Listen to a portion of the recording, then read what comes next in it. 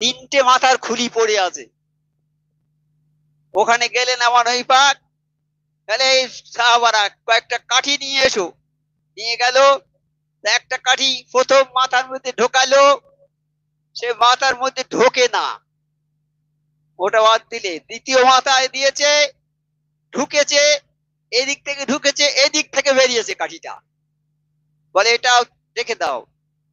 তৃতীয় ব্যক্তির কানে কাঠিটা ঢুকিয়েছে, ঢুকিয়ে মাঝখান পর্যন্ত গিয়ে আটকে গেছে, আর যায় না।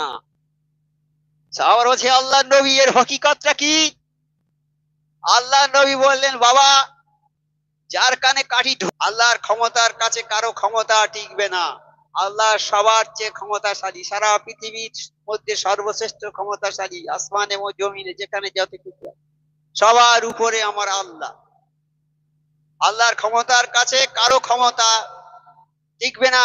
তুমি যত বড় বৈজ্ঞানিক হও, যত বড় সাহিত্যিক হও, যত বড় ঐতিহাসিক হও, যত বড় গবেষক হও, হ্যাঁ, সারা পৃথিবীর জ্ঞান তোমার অর্জন করা আছে, কিন্তু একটা ধূলিকণা সৃষ্টি করার ক্ষমতা তোমার আছে বাবা। যে যত বড় বৈজ্ঞানিক হোক, বৈজ্ঞানিক তো প্লেন সৃষ্টি করছে, আকাশে যাচ্ছে, চাঁদে যাচ্ছে, সারা বিশ্বে যাচ্ছে, পৃথিবী এক প্রান্ত থেকে আর এক প্রান্তে চলে যাচ্ছে, তারা বড় বড় আবিষ্কার করছে, কিন্তু সৃষ্টি করতে পারে না কিছু। সৃষ্টি করার ক্ষমতা একমাত্র আল্লাহর।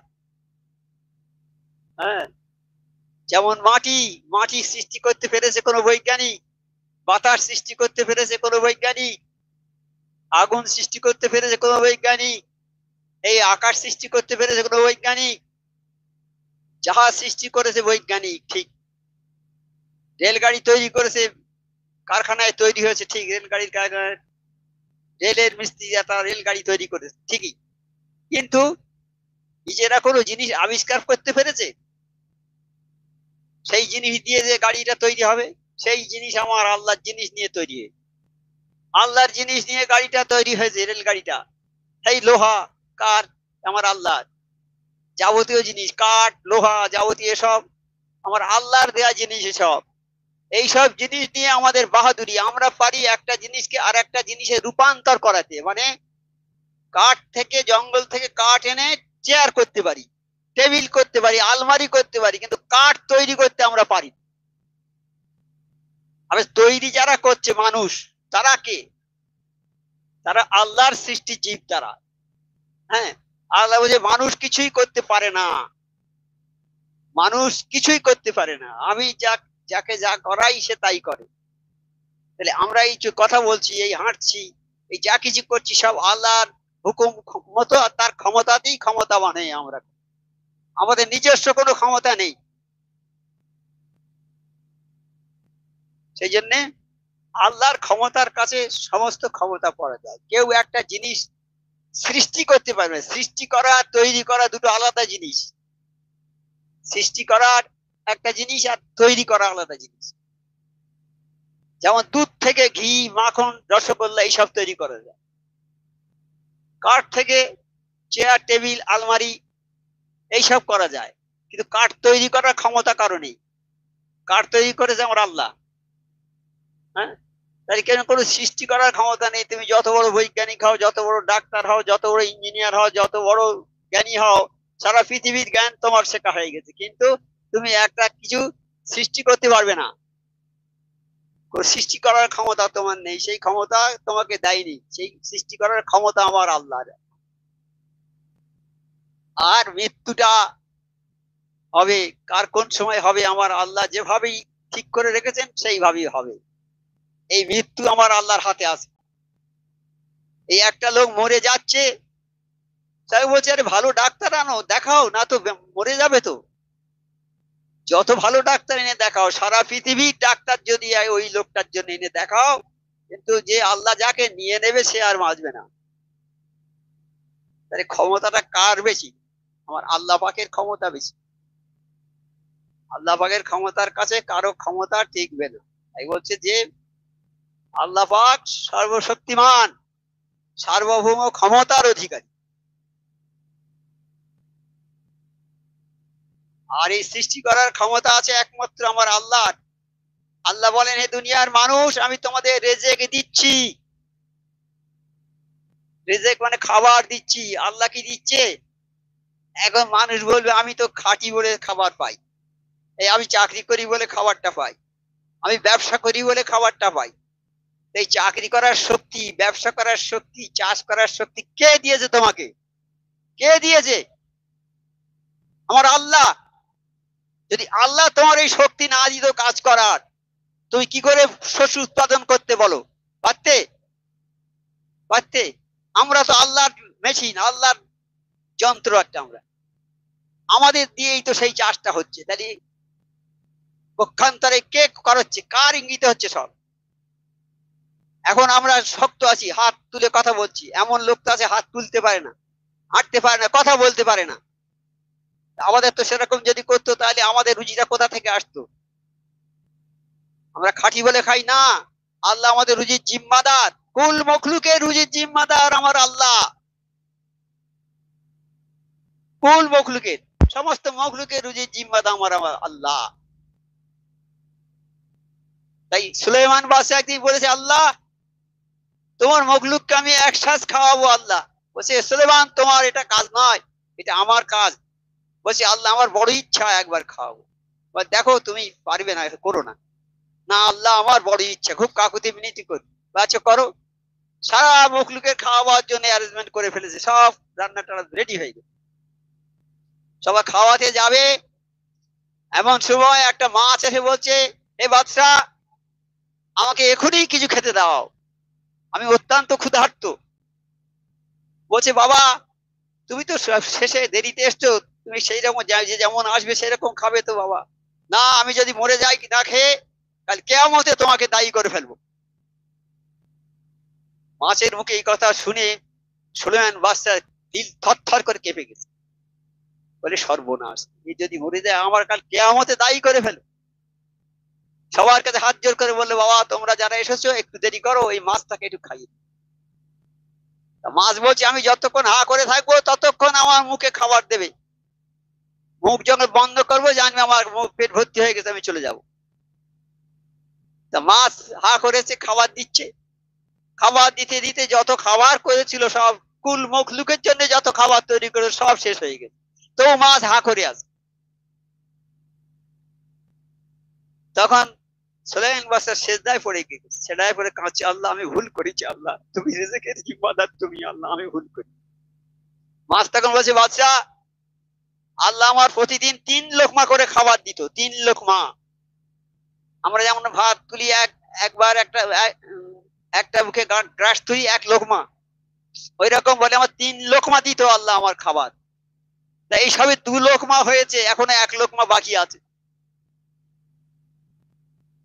তখনই বাদশা সুলাইমান সেজদায় পড়ে আল্লাহর কাছে কাঁদছে যে, আল্লাহ আমি খুব ভুল করেছি, অন্যায় করেছি, আল্লাহ এই মখলুকের রুজির জিম্মাদার তুমি আল্লাহ।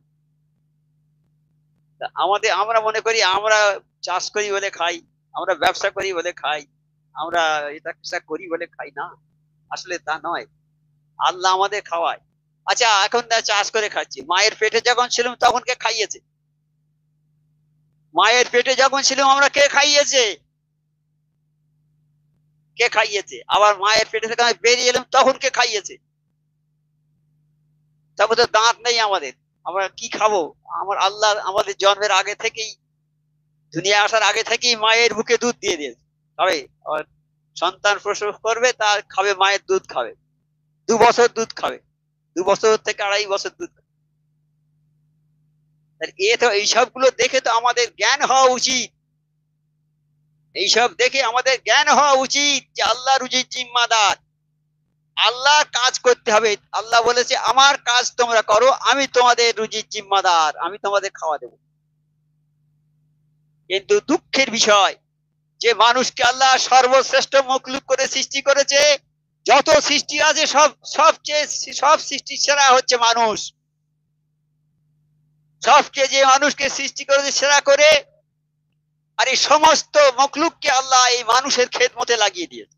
সমস্ত মখলুক, পানি, আগুন, বাতাস, যত কিছু মখলুক, মাটি, আসমান, জমিন, চাঁদ, সূর্য, এরা সবাই মানুষের খেদমতে লেগে আছে, করছে না এরা? সূর্য তো দুদিন যদি বন্ধ হয়ে থাকে তখন মানুষের কি অবস্থা হবে? রোদ আর পড়ে না, তখন কি অবস্থা হয়? সেই সূর্য আমাদের খেদমত করছে না, চাঁদ আমাদের খেদমত করছে না, আকাশ আমাদের খেদমত করে না, বাতাস করে না, পানি করে না। পানি যেটা না হলে, বাতাস না হলে 1 সেকেন্ডে মানুষ শেষ হয়ে যাবে। এরা আমাদের খেদমত করে না। আমার আল্লাহ বলছেন তাতেও আমি খুশি নয়। আমি নিজে লস্কর হয়ে মানুষের সেবা করছি। আমি নিজে লস্কর হয়ে, লস্কর মানে যেমন লস্কর থাকে সৈনিক, রাজা বাদশাদের সৈনিক থাকে লস্কর, রাজা বাদশাদের সৈনিক, সেই আল্লাহ বলছে আমি সেই রকম হয়ে মানুষের সেবা করছি। কেন করছি? যে আবার তারা আমাকে স্মরণ করবে, আমার কথা মনে করবে, আমার প্রশংসা করবে, আমার হুকুম মোতাবেক চলবে, আমার নামাজটা পড়বে। আমি এই মানুষ আর জিন জাতিকে শুধু সৃষ্টি করেছি আমার ইবাদত বন্দেগী করার জন্য, আর কোনো কারণে সৃষ্টি করি। তাই এখন দেখা যায় 99%টা লোক নামাজ ঠিক মতো পড়ে না। হাক্কানি দরবারে সবাই আসে, হুজুর কেবলাকে খুব মানে, কষ্ট করে আসে, কিন্তু হুজুর কেবলা হুকুমটা মানে না, হুকুমটা মানে না। যত লোকের সঙ্গে মোলাকাত হয় বলি বাবা নামাজ পড়ো, বলছে হুজুর নামাজ পড়ি, ফজরের নামাজটা একটু কাজা হয়ে যায়। আবার একজন এলো, বাবা নামাজ পড়ো, হুজুর এশার নামাজটা একটু কাজা হয়ে যায়। আর একজন হুজুর বাবা নামাজ পড়ো, হুজুর এই জোহরের নামাজটা কাজা হয়ে যায়। কেন বাবা কাজা হয় কেন? বলে আমি ব্যবসা করি তো, ওই সময় খুব ভিড় হয়, ওই জন্য নামাজটা পড়তে পারি না বাবা। এবার খবরদার বাবা নামাজ কাজা করবেন। এরকম হয় না কি হয় না বাবা? এরকম হয় না? এটা স্কুলে যাই আমরা, ছোটবেলায় স্কুলে গিয়েছি, পড়া না করে গেলে মাস্টারমশাই আছে ঠেঙাবে খুব। সেই মাস্টারমশাইয়ের ভয়ে, পড়ার ভয়ে আমরা বাড়ি থেকে পড়া করে যেতুম। পড়া কেউ বাড়িতে হয়তো অনেকের বলে দেওয়ার লোক থাকতো না, পাশের বাড়ি গিয়ে বাবা একটু পড়ে বলে দাও না, বাবা একটু পড়াটা শিখে যাই, না তো কাল গেলি খুব ঠেঙাবে মাস্টারমশাই। এই মারির ভয়ে পড়া করে যায় না ছেলেরা। হ্যাঁ, কিন্তু এই নামাজ পড়ে না গেলে যে কি শাস্তি হবে আমার আল্লাহ রেখেছে, দোজক রেখেছে তাদের জন্য, যে দোজকের আগুনে জ্বালাবে। নামাজ যারা না পড়বে তাদের জন্য দোজক, সেই দোজকের আগুনে জ্বালাবে আল্লাহ। আর সেই জন্য আল্লাহ কালাম পাক পাঠিয়েছে, আর নবী সাল্লাল্লাহু আলাইহি ওয়াসাল্লামকে পাঠিয়েছে আমাদের এই কথাগুলো বলার জন্য। রাত দিন তারা বলছে, তারা, কিন্তু আমাদের ওই কথাটা কানে আর ঢোকে না। হ্যাঁ, কানে ঢোকে না, যদি বা ঢোকে এক কান থেকে ঢোকে আর এক কান থেকে বেরিয়ে যায়। নবী সাল্লাল্লাহু আলাইহি ওয়াসাল্লাম যাচ্ছে কয়েকজন সাহাবার সঙ্গে, 3টে মাথার খুলি পড়ে আছে। ওখানে গেলেন আমার নবী পাক, তাহলে এই সাহাবারা কয়েকটা কাঠি নিয়ে এসো। নিয়ে গেল, একটা কাঠি প্রথম মাথার মধ্যে ঢোকালো, সে মাথার মধ্যে ঢোকে না, ওটা বাদ দিলে দ্বিতীয় মাথায় দিয়েছে, ঢুকেছে, এদিক থেকে ঢুকেছে, এদিক থেকে বেরিয়েছে কাঠিটা, বলে এটা রেখে দাও। তৃতীয় ব্যক্তির কানে কাঠিটা ঢুকিয়েছে, ঢুকিয়ে মাঝখান পর্যন্ত গিয়ে আটকে গেছে, আর যায় না। সাহাবারা বলছে আল্লাহ নবী এর হকিকতটা কি? আল্লাহ নবী বললেন বাবা যার কানে কাঠি ঢোকেনি ও গিয়েছে অনেক অনেক নবীর জলসায়, নবীর সঙ্গে গিয়েছে, নবীর দরবারে গিয়েছে, অনেক কথা শুনেছে, কিন্তু কানে ঢোকেনি, ও কথাগুলো কানে ঢোকেনি। আর একজন যার কানে কাঠি ঢুকেছে এই দিক থেকে এদিকে বেরিয়ে গেল, বলছে ও কথা শুনেছে, কিন্তু এখান থেকে শুনেছে, এখান থেকে বেরিয়ে চলে গেছে। আর যার কানে কাঠিটা মাঝখান পর্যন্ত গিয়ে থেমেছে, বলছে এ শুনেছে, মগজের মধ্যে কথাটা আছে। 3জন লোকের মধ্যে একজনের মাথায় ঢুকেছে। আর এখন এমন হয়েছে, যদি নামাজ না পড়লে শাস্তি যদি উপরে থেকে আসতো আল্লাহর তরফ থেকে, তাহলে লোকের একটু ভয় হতো। আগের নবীর জামানায় হয়ে গেছে ওই রকম, একটু অন্যায় করেছে সঙ্গে সঙ্গে শাস্তি হয়েছে, সঙ্গে সঙ্গে শাস্তি। কিন্তু আমার নবী পাকের খাতিরে আমার আল্লাহ এই নবীর উম্মতকে সঙ্গে সঙ্গে শাস্তি দেবে না, তাদেরকে পরিবর্তন হওয়ার সুযোগটা দেবে। কিন্তু যদি এরকম করতো আল্লাহ, নামাজ পড়নি একদিন দুদিন, দুদিন 3 দিন পরে তোমার গায়েবী ভাবে বেদ পড়বে ফিটে চালে, শুধু বেদ আল্লাহ পারে না, ইচ্ছে করলেই গায়েবী ভাবে পেটাতে পারে না, পেটাবে, সেটা তো হয় না। সেই জন্য আমরা একদম গাফেল হয়ে গেছি, আমরা একদম গাফেল হয়ে গেছি নামাজে। নামাজ না পড়ে পড়ে আমাদের দিলটা শক্ত হয়ে গেছে, আর নামাজ ভালো লাগে না। কিন্তু যাতে আমরা এই নামাজ পড়ি, এই জন্য আমার মুর্শিদ সুফি আজম গাজী রহমাতুল্লাহ দরবার কায়েম করেছেন যে একবার বললে হবে না বাবা, এই প্রতি রবিবার করে এই কথা শোনাতে হবে, নামাজের কথা প্রতি রবিবার করে বলতে হবে। বলতে বলতে ছুরি ঘষতে ঘষতে ধার হয়ে যাবে, মোচা ছুরি ঘষতে ঘষতে ধার হবে। এই বলতে বলতে আল্লাহ হেদায়েত করবে, হেদায়েত করার মালিক আমার আল্লাহ।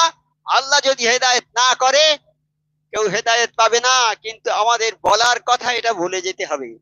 আল্লাহ বলেছে নবী আমার কথাগুলো মানুষকে শুনিয়ে দাও, কে শুনলো আর কে শুনলো না এটা তোমার দেখার নয়, তোমার কাজ হলো শুধু প্রচার করা। আমার 4 মুর্শিদরা কত প্রচার করে গিয়েছে, তারা তাদের জীবনটাকে শেষ করে দিয়েছে, এই দরবারে থেকে থেকে সব প্রচার করেছে, সারা বিশ্বে প্রচার করেছে। আর আমার সাবুল সিং ফুরি হুজুর রহমতুল্লাহ 26টা ভাষায় ওজিফা ছাপিয়ে সারা বিশ্বে প্রচার করেছে।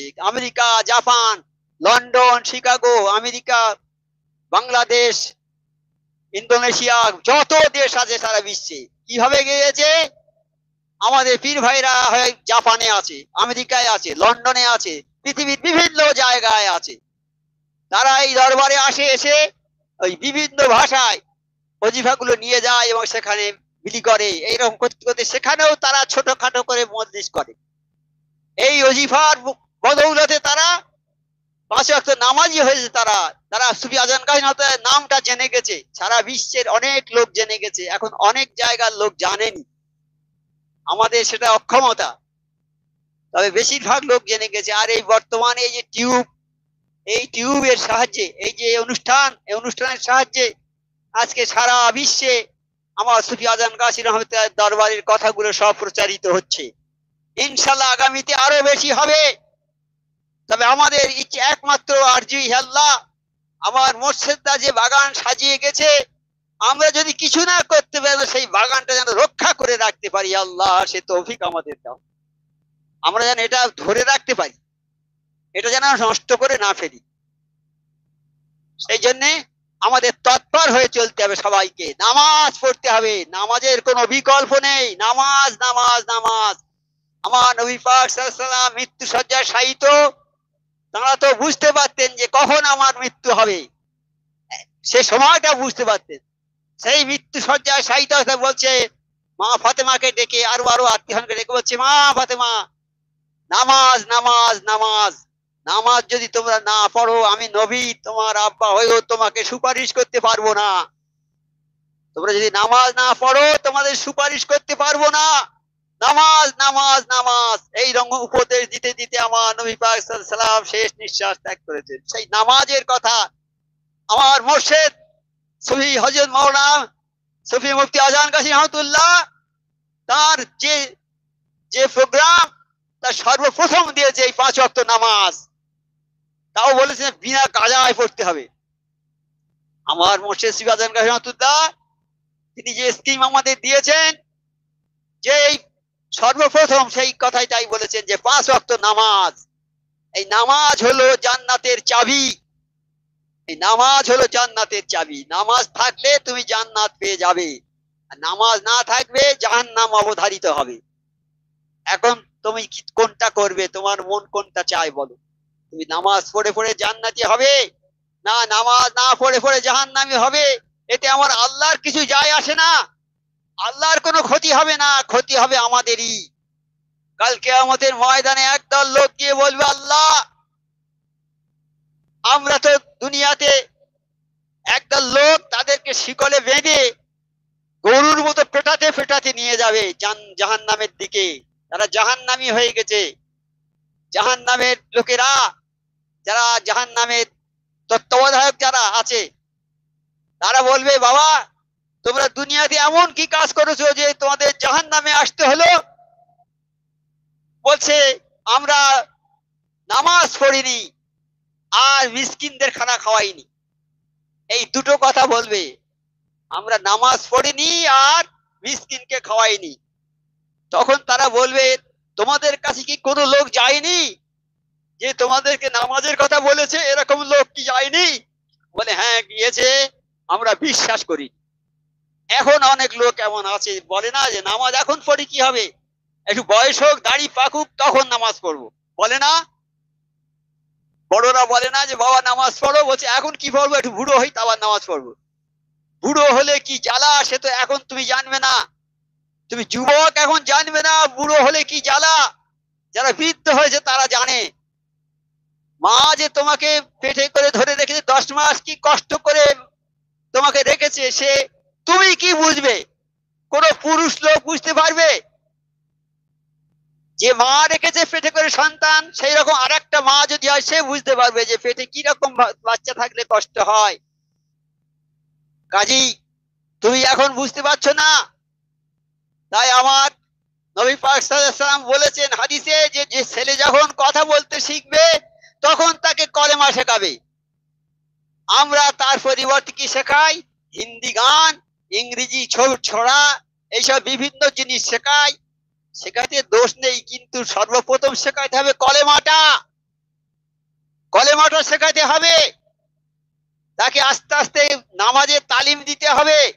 ছোট বাচ্চা 2 বছর বয়স হয়েছে, তার মা তাকে ট্রেনিং দিচ্ছে, নামাজ পড়ো। নামাজ পড়ে পাশে, এরা বলে আল্লাহু আকবার। যখন ওরা পড়ে আল্লাহু আকবার, সে তাড়াতাড়ি করে তার আলাদা পার্টি দিয়ে করতে যেতে, আলাদা পার্টি আমার ফেলে আল্লাহু আকবার বলে সেজদা দিয়ে উঠে আবার আল্লাহু আকবার বলে। তাহলে এগুলো তো আমাদের কাজ। আমাদের ছেলেদের নামাজি করার দায়িত্ব আমাদের। আমরা যদি আমাদের ছেলেদের নামাজ না পড়াই, কাল কিয়ামতের ময়দানে আমার যত কিছুই থাক, হজ থাক, যাকাত থাক, দান থাক, খয়রাত থাক, সব ভ্যানিশ হয়ে যাবে। ওই ছেলেরা এমন দাবি করবে যে আমাদের আব্বা আমাদের শেখায়নি, নামাজ পড়ার কথা বলেনি, নিজে নামাজ পড়েছে, আমাদের কোনদিন হাত ধরে নামাজের জায়গায় নিয়ে যায়নি, নামাজ পড়ার কথা বলেনি। ভোরে বেলা ঘুমিয়ে ঘুম ভেঙে গেলে কষ্ট হবে, এই জন্য ডাকেনি। ভোরে বেলা নামাজ পড়ার কথা বলেনি আল্লাহ। আমার আব্বা যদি নামাজ পড়ার কথা বলতো, আজকে আমরা জাহান্নামী হতে পারতাম না। তখন আল্লাহ সব ছেড়ে দিয়ে ওই বাপটাকে ধরে আগে জাহান্নামে ঢুকিয়ে দেবে। তাহলে আমরা সেই সন্তানের বাপ হয়ে আমাদের কতটা অ্যালার্ট থাকতে হবে, কতটা সজাগ থাকতে হবে, কতটা সজাগ থাকতে হবে। আল্লাহ যে কথা বলেছে ভুল কথা কি? অনেকে মানে না, বিশ্বাস করে না, বলে মরার পরে আর কি হবে, যা হয় হবে। এই কথাটা সবার মুখে শোনা যায়। হ্যাঁ, যা হয় হবে, কিন্তু যা হয় হয় মানে কি? যাতা ব্যাপার হবে না। তুমি এত বড় অহংকারীর কথা বলেছো যে যা হয় হবে, মরার পরে জাহান্নামে ঢুকবে আর জীবনে বেরোবে না, আর ওখানে আর মৃত্যু হবে না মানুষের, ঢুকবে আর সব থাকতে হবে চিরদিন। আল্লাহ যেন আমাদের ওই দোজখ থেকে বাঁচায়, আমাদের ছেলে মেয়ে বিবি বাচ্চা সবাইকে যেন আল্লাহ বাঁচায়। সেই জন্য আমাদের মেহনত করতে হবে। আমাদের কালাম পাকের কথা অনুযায়ী, আমার মোর্শেদের কথা, যে কথা আমার মোর্শেদ বলেন, সুফি আজম বলেছেন, সেই কথাই কালাম পাকের কথা। আমার নবী পাক সাল্লাল্লাহু আলাইহি ওয়াসাল্লাম যে কথা বলেছেন সেসব কালাম পাকের কথা। কিয়ামত পর্যন্ত এই দরবার থাকবে ইনশাআল্লাহ, কিয়ামত পর্যন্ত এই দরবার থাকবে। এই দরবারে যারা আসবে তাদের জীবনের গুনাহ আল্লাহ মাফ করে দেবে। আর এই দরবারে যারা এসে আদবের সঙ্গে বসবে, তারা 100 বছরে বেরিয়ে ইবাদতের সওয়াব পাবে। এই দরবারে যারা এলো, তারা যেন অন্ধকার থেকে আলোর মধ্যে চলে এলো। এই দরবারে কোনো মানুষ এসে যদি আদবের সঙ্গে বলে, এসে যদি বলে, হে আল্লাহ, সুফি আজান গাওয়াসি রহমতুল্লাহ একজন মস্ত বড় ওলি আল্লাহ, তার দরবারে এসেছি, আমি কেমন ভাবে এই দরবারে বসবো, বা কেমন ভাবে এই দরবারকে তাজিম করবো, কেমন ভাবে শ্রদ্ধা জানাবো এই দরবারকে, এই কথা বলে যদি সে ভয়ে ভয়ে বসে পড়ে, তাহলে কি হবে? আমার মোর্শেদ বলেছেন যে আমি 8 মোর্শেদের খেদমত করে যত নেকি অর্জন করেছি, ওই নেকির হকদার সেই ব্যক্তি হয়ে যাবে। আর আমার নবী পাক সাল্লাল্লাহু আলাইহি ওয়াসাল্লাম বললেন, হে নবী, তোমার দরবারে এসে যারা বসার জায়গা পাবে না, তাদের যদি কোনো লোক বসার জায়গা করে দেয়, তাহলে আমি আল্লাহ কাল কিয়ামতে তাদের বসার জায়গা জান্নাতে করে দেব। তাহলে এই দরবারটা কি আছে? এই দরবারে আমি একটা লোককে বসার জায়গা করে দেবো, কাল কিয়ামতে আল্লাহ আমার জান্নাতে বসার জায়গা করে দেবে। কারণ এই দরবারটা আমার নবী পাক সাল্লাল্লাহু আলাইহি ওয়াসাল্লামের দরবারের অনুরূপ। তাই কালাম পাকে অনেক বলা আছে, তোমরা সেই দরবারে যাবে যে দরবারে গেলে তোমাদের হেদায়েতের কথা বলে, আল্লাহ পাওয়ার কথা বলে কোনো বিনিময়ে কোনো টাকা চাইবে না। সেইটাই হলো সঠিক ওলি আল্লাহর দরবার। আর এই ওলি আল্লাহর দরবার কিয়ামত পর্যন্ত ইনশাআল্লাহ থাকবে। কেন? আমার আল্লাহ বলেছেন যে আমি এই কালাম পাককে নাজেল করেছি, আমি এটা কিয়ামত পর্যন্ত সংরক্ষণ করব।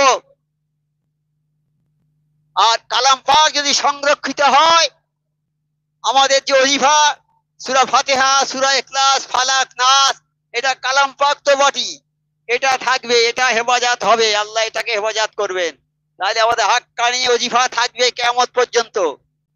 আর কোন একজন মানুষ এই হাক্কানি দরবারে এলো, একদিন এলো, ধরুন আজকে এসেছে, গিয়ে আগামীকাল যদি তার মৃত্যু হয়ে যায়, কিয়ামত পর্যন্ত কবরে শুয়ে শুয়ে যত নাকি হাজার হাজার লক্ষ লক্ষ লোক যত মোনাজাত করবে এলাহি রহমত জিয়াদ করে তাম আলমের উপর, এলাহি রহমত জিয়াদ করে যারা ওজিফা পড়েছেন, এখন পড়ছেন এবং ভবিষ্যতে এখন মায়ের পেটে আছে জন্মায়নি, তারা পড়বে এসে, এদের উপরে রহমত করো আল্লাহ, রহমত জিয়াদ করো এদের উপর। তাহলে যে লোকটা একদিন এই দরবারে এসে মরে গেল কবরে শুয়ে শুয়েছে, কিয়ামত পর্যন্ত লক্ষ লক্ষ কোটি কোটি লোকের দোয়া সে পাবে ইনশাআল্লাহ। তার কবর নেকিতে পরিপূর্ণ হয়ে যাবে, অন্ধকার কবর আলোয় আলোকিত হয়ে যাবে। তাই কি দরবার আছে এটা? এই দরবারকে আদব করতে হবে, এই দরবারকে সম্মান করতে হবে। আর এই কামেল মুর্শিদের দরবারে এসে কামেল মুর্শিদের হুকুমটা পালন করতে হবে। শুধু মুর্শিদকে মানলে হবে না, তার হুকুমটাকে মানতে হবে। আমি মুর্শিদকে মানি কিন্তু হুকুম মুর্শিদে মানি না, তাই হুকুমটা মানাই হলো না, কোনো কিছু হলো না। আমি আল্লাহকে মানি, খুব ভালোবাসি, কিন্তু আল্লাহর হুকুম আমি মানি না। আমি নবীকে খুব ভালোবাসি কিন্তু নবীর হুকুম মানি না, তাহলে হবে কি বাবা? যেন আল্লাহ যেন তোমাদের সবাইকে আল্লাহ রসুল কামেল মুর্শিদকে মানার তৌফিক দেয় এবং তাদের হুকুম মেনে চলার তৌফিকটা দেয় সবাইকে। আর ছেলে মেয়েদেরকে এখন থেকে মানুষ করো বাবা, যাদের ছেলেপিলে এখন হচ্ছে তারা ওই ছেলেপিলেদের মানুষ করবে ইসলামিক কায়দায়। মানে 10-12 বছর পর্যন্ত গোনা মাফ হবে নামাজ না পড়লে, কিন্তু 12 বছরের পরে থেকে গোনা গণনা হবে। নামাজ এক ওয়াক্ত কাজা করলে 2,88,000 বছর জাহান্নামে থাকবে। কাজী নামাজটা যেন ঠিক মতো হয়, ছেলেদের নামাজ শেখাতে হবে, তাদের নামাজই করতে হবে, এটা আমাদের দায়িত্ব কর্তব্য। আর আমার মা বোনেরা যারা আছেন তারা তাদের ছেলে মেয়েদের হাত ধরে নিয়ে নামাজের সময় মেয়েদের হাত ধরে নিয়ে পাশে দাঁড়িয়ে নামাজ পড়াবেন। আর বাবা সংসারের শ্বশুর শাশুড়ি স্বামীর কথার বাইরে যাবে না বাবা।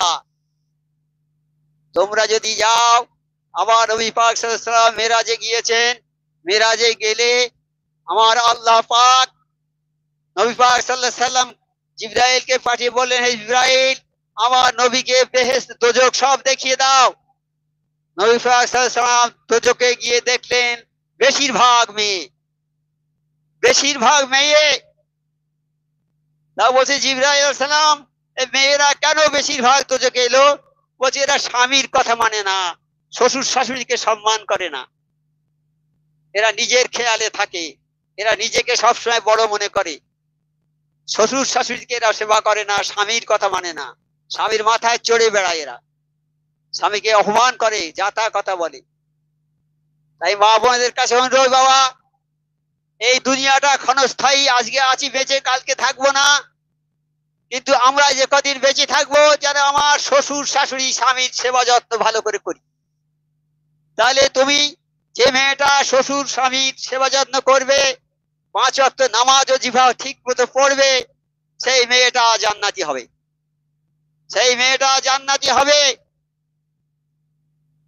আর যে মেয়ে নামাজ পড়বে না, পর্দায় থাকবে না, বাজার ঘাটে ঢ্যাং ঢ্যাং করে বেড়াবে, মাথায় কাপড় ফেলে বেআব্রু হয়ে বেড়াবে, নামাজ পড়বে না, স্বামীকে সেবা করবে না, স্বামীর কথা মানবে না, শ্বশুর শাড়িকে সেবা যত্ন করবে না, তাদের জন্য আছে জাহান্নাম, এ অবধারিত জাহান্নাম। আমি মা বোনেদের বলবো, তোমরা ভালো হয়ে যাও বাবা, ভালো হয়ে যাও বাবা, তোমাদের খুব সুবর্ণ সুযোগ। তোমাদের কঠিন রেয়াজাত করতে হবে না, রাত জেগে ইবাদত করতে হবে না, কিছু করতে হবে না। তোমরা যদি তোমাদের স্বামীকে সেবা করো, শ্বশুর শাশুড়িকে সেবা করো, আর 5 ওয়াক্ত নামাজ পড়ো, তাহলে জান্নাতের আশা করবে, জান্নাত তোমাদের জন্য নির্ধারিত হবে বাবা। আর পুরুষদের ছেলেদের বলছি বাবা, তোমাদের জন্য হচ্ছে যে আল্লাহ বলেছে যে আমি আল্লাহ, আমার পর হচ্ছে তোমার মা বাপের স্থান। তোমার মা বাপকে তোমরা সেবা যত্ন করবে, তারা যখন বৃদ্ধ হয়ে যাবে, কালাম পাকের আয়াত আছে, তারা যখন বৃদ্ধ হয়ে যাবে, কর্মক্ষম হয়ে যাবে, অর্থাৎ কাজ করার শক্তি তাদের থাকবে না, তাদের মুখের উপরে কোনো কথা বলবে না বাবা। এমন কথা বলবে যাতে তাদের মনে কষ্ট হয়, এই রকম কথা বলবে না, তাদের সঙ্গে নরম ভাবে মোলায়েম ভাবে কথা বলবে বাবা। কেন? তা মায়ের পায়ের তলায় তোমাদের জান্নাত। মায়ের মা বাপকে সেবা করবে, তাহলে তোমরা জান্নাতি হয়ে যাবে। কোন একজন আমার নবী পাক সাল্লাল্লাহু আলাইহি ওয়াসাল্লাম এরকম মজলিস বসিয়েছেন, সাহাবাদের বলছেন, হে সাহাবারা ভালো করে শুনে নাও, কোন একজন মানুষ সে যদি হাসি মুখে তার মায়ের কাছে গিয়ে হাসি মুখে দাঁড়ায়, আর হাসি মুখে যদি তার মায়ের মুখের দিকে তাকায়, তাহলে আল্লাহ তাকে একটা হজের সওয়াব দান করবে। যেটা মকবুল হজ, যে হজটা আল্লাহর দরবারে কবুল হয়ে গেছে, সেই হজের সওয়াবটা তাকে আল্লাহ দান করবে। শুধু মায়ের মুখের দিকে হাসি মুখে তাকাবে। তখন আল্লাহ নবী, ওই ছেলেটা যদি 100 বার চায়, 100টা হজের সওয়াব হবে। হজ কোথায় আছে? আমার মা বাপের পায়ের তলায় হজ আছে। মা বাপকে সেবা করতে হবে, মা বাপকে ভালোবাসতে হবে। এই যুবক ভাইয়েরা যারা এখানে উপস্থিত আছো, সবাই মা বাপকে সেবা করবে। যদি কোনো অন্যায় করে থাকো, মা বাপের কাছে গিয়ে পায়ে জড়িয়ে ধরে ক্ষমা চেয়ে নেবে। হে মা, আমাকে ক্ষমা করো, হে আব্বা ক্ষমা করো আমাদের। মা বাপ যদি ক্ষমা করে তুমি জান্নাতি হয়ে যাবে, আর মা বাপ যদি বরদাও করে তুমি জাহান্নামী হয়ে যাবে। মা বাপকে সেবা যত্ন করে বাবা। এখন তো ছেলেরা মা বাপকে দেখতে পায় না, ভালোবাসে না, বিয়ে করার পর বউয়ের কথা শুনে মা বাপকে বৃদ্ধাশ্রমে পাঠায়। এসব করো না বাবা, দুনিয়া চিরদিন থাকবে না বাবা। 50 তলা বাড়ি করেছো, থাকতে পারবে না। যদি ইচ্ছে করে থাকবো, কিন্তু গলা টিপে তোমার নিয়ে চলে যাবে। তোমার স্থান হবে মাটির গর্ত, সে কবর। সে কবরের কথাটা চিন্তা করো ভালো করে। কবরে সবাইকে যেতে হবে, মৃত্যুর স্বাদ সবাইকে চাকতে হবে, কেউ থাকবে না। আজকে যদি চিন্তা করি, আমরা যারা কথা বলছি, আমাদের বাপ মারা আছে কি? বাপ মা ভাইরা অনেকেই নেই। যারা আছেন বলুন, কারো বাপ মা আছে যে বেঁচে আছে? দাদা দাদি আগে আগে পিছন দিকে চলে যান, কেউ আছে? কেউ নেই। আমাদেরও থাকতে হবে না, আমাদেরও চলে যেতে হবে। আজকে যেমন কথা বলছি, কালকে চলে যেতে হবে।